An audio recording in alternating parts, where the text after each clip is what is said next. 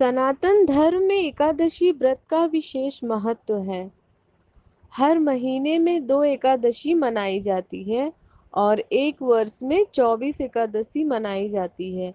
अधिक मास में 26 एकादशी मनाई जाती है। इस बार मार्गशीर्ष के महीने में कृष्ण पक्ष की उत्पन्ना एकादशी 30 नवंबर को मनाई जाएगी।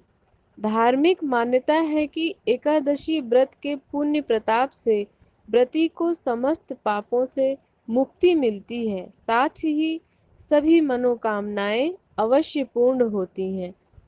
कालांतर से एकादशी व्रत मनाने का विधान है। इस दिन भगवान श्री हरि विष्णु की पूजा उपासना की जाती है। पौराणिक कथा के अनुसार इस दिन योग माया भगवान विष्णु के शरीर से उत्पन्न हुई थी। उन्होंने मूर नाम के राक्षस का वध किया था। इसीलिए इस एकादशी को उत्पन्ना एकादशी के नाम से जाना जाता है। उत्पन्ना एकादशी की तिथि आइए हम जान लेते हैं।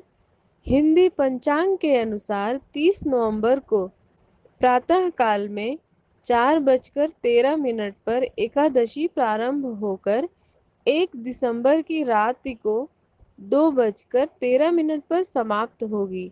अतः साधक दिन भर भगवान विष्णु की पूजा उपासना कर सकते हैं। एकादशी व्रत की पूजा विधि। एकादशी की शुरुआत दशमी के दिन से होती है। इस दिन तामसिक भोजन समेत लहसुन, प्याज आदि चीजों का सेवन बिल्कुल नहीं करना चाहिए। साथ ही ब्रह्मचर्य नियम का भी पालन करना चाहिए। अगर हो सके तो सेंधा नमक युक्त भोजन का सेवन करें।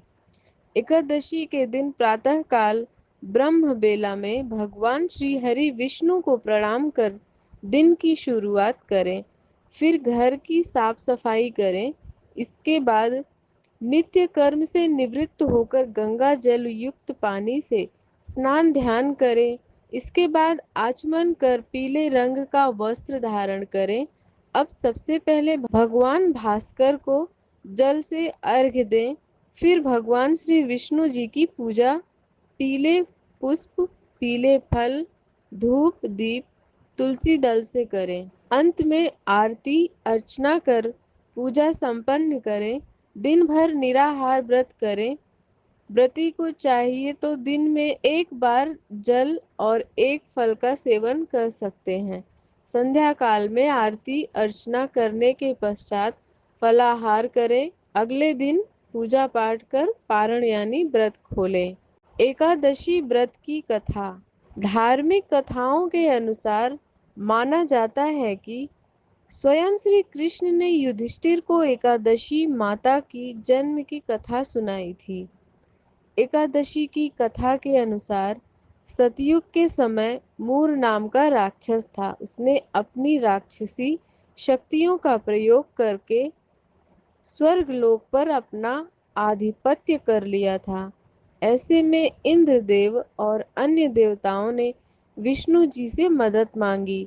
इसके बाद श्री हरि भगवान विष्णु और मूर दैत्य के मध्य युद्ध आरंभ हो गया। यह युद्ध कई वर्षों तक चलता रहा। अंत में विष्णु जी को निद्रा आने लगी। वे बद्रिकाश्रम में हेमवती नामक गुफा में विश्राम करने चले गए।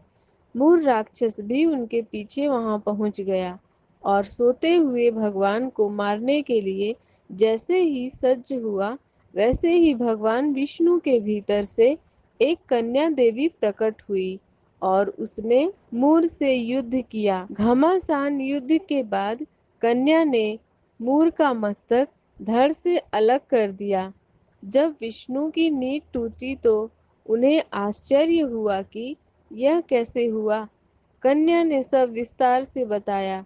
वृत्तांत जानकर विष्णु भगवान ने कन्या को वरदान मांगने के लिए कहा।